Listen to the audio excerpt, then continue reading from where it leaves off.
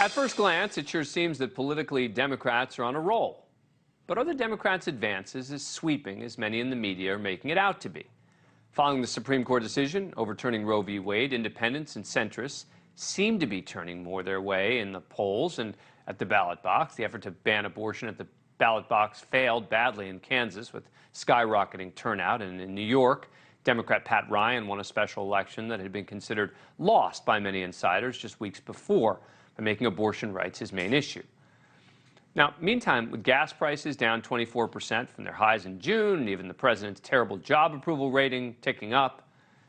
But if you read recent headlines on the state of play, you might think Democrats are suddenly in terrific shape going into the midterms. The polls are telling a new story about Democrats. In the midterms, Democrats see new hopes ahead of midterms. What if Democrats actually won the midterms? Those are all headlines. We know Republicans, including Senate Majority Leader Mitch McConnell, have called into question the quality of some of the Republican Party's candidates, downplaying the party's chances. Yeah, I think there's probably a greater likelihood the House flips than the Senate. Senate races are just different. They're statewide. Candidate quality has a lot to do with the outcome. Without naming any names, one candidate McConnell was almost certainly referring to as Herschel Walker, the party's nominee in Georgia. The former Georgia football star has had a variety of issues and been consistently behind in the polls to incumbent Democrat Raphael Warnock. Until now. An Emerson College poll amid all that Democratic optimism suddenly has Walker up 2 points to Warnock. Another followed right after, showing Walker up by 1. According to the narrative, it wasn't supposed to be this way. So maybe, just maybe, the headline writers who wiped away the GOP advantages in the midterms have been a little hasty. Last week, NewsNation's political editor Chris Steyerwalt warned on this program that while Democrats had made gains, this election is hardly a done deal for them. This is still a bad year for Democrats. It is less bad now than it was before. Republicans are on track to gain maybe 15 seats. That's more than enough to take the House back. And the Senate is still a jump ball. We don't know how it's going to be. So Democrats have to be careful here not to be overconfident. In Georgia as well, Republican Governor Brian Kemp has been polling consistently ahead of Democratic challenger Stacey Abrams. Turnout for Kemp could help Walker in his race, too. National Review's Rich Lowry, a conservative, striking a note of optimism in a post calling, "Here comes Herschel." Despite everything, I kind of think Herschel Walker is going to win in Georgia. According to the Cook Political Report, 3 Democratic Senate seats remain toss-ups, while just 1 Republican seat does. As toss-ups, those are blue seats that could go either way. They're not being written off, at least not yet. In Arizona, even Republican Blake Masters, in a just-released GOP poll, is now down by only about 3 points in his Arizona Senate bid.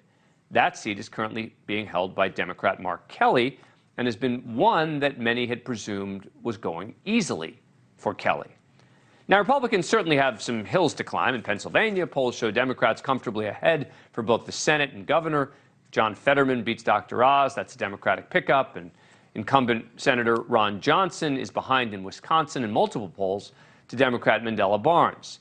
But according to Real Clear Politics, only about 23% of Americans say the country's on the right track, compared to 70% who don't. That doesn't help the party that controls the House, the Senate, and the White House. And now, with still more than 2 months to go, Republicans are urging the party to ignore these recent prognostications. Herschel Walker published an article this week in the Washington Examiner saying Democrats and the media are colluding in trash talk about Republicans. Quote, "None of this is true. It's nothing more than an intimidation tactic designed to scare conservative donors away, suppress Republican enthusiasm, and discourage Republican candidates and voters." This while retiring Republican Senator Pat Toomey of Pennsylvania saying Republican voters are all going to coalesce, they're all going to come home. But if you ask the betting markets today, the people who put their money where their mouths are, they say we're most likely to get a Republican House and a Democratic Senate with 51 seats for the Democrats, according to Predictit, a site that prices future political events. Dr. Lauren Wright joins us now, politics professor at Princeton University. Thanks very much for coming on the program. All right, you've been following these polls and the polling closely. What do you make of these new prognostications in the media and elsewhere that things are now really looking up for Democrats? I mean, I was laughing because I agree with what Chris said. It's a good way of saying it. Things are not as bad for Democrats, but they're still bad. So it's probably an issue of how badly are you going to lose control instead of Democrats being victorious. You know, we have to think back to 2010. President Obama, heading into the midterms that year, had 46% approval, and Democrats got pretty much destroyed. They didn't lose the Senate, but they lost 6 seats, which is a couple more than the average over the last few decades. And so the structural issues are in favor of Republicans, but Republicans are doing plenty to shoot themselves in the foot. And abortion, I think, will be one issue where that's true. What's the one race that you think is going to surprise people? Meaning the one where there's a real chance of a sort of surprise ending one way or the other? You know, I don't know, but so I'll say this about a few toss-ups. Arizona, Ohio, Georgia, these are states people assume to be pretty solidly conservative, but these are states where more than 55% of the population, if you look at the statewide data, supports legal abortion. And so when you have candidates like Herschel Walker going out and saying, I'm for no exceptions for rape and incest.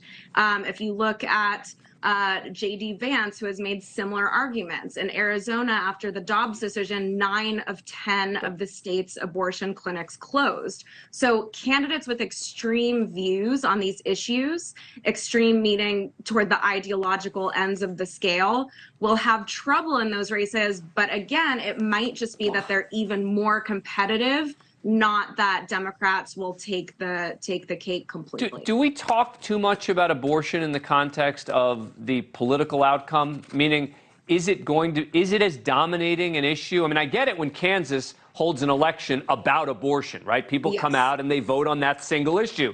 Are there that many single issue voters who are independent, centrist, people who might go one way or the other based on that issue alone? No. And so this is a really important point, that when we ask people what they think about abortion, most of the country is in favor of some sort of legalized abortion. However, it's nowhere near the top of the list of priorities for voters right now heading into the midterms. It's nowhere near the economy and inflation. It's nowhere near gun violence and crime. And so, no, the issue is that there are a smaller number of abortion priority voters than there are economy priority voters. And so what's tough to predict is when we look at these races, they are statewide races. The candidates must appeal to a broad majority of people. And these candidates represent a wide variety of views, not just a single issue, like you mentioned. Yeah. All right, Lauren Wright, we shall see. I do think there's a lot. Yep. No, it's a lot, but I think that people have gone too far, and suddenly I hear, oh, Democrats are really going to be doing, it's all changing. I don't know that it's all changing. It may be changing a little bit. Lauren Wright, thanks so much. Appreciate it. That does it for us tonight. Banfield starts now. Thank you for watching. Go to newsnationnow.com to find News Nation on your cable provider. And don't forget to click the red subscribe button below to get more of News Nation's fact-driven, unbiased coverage.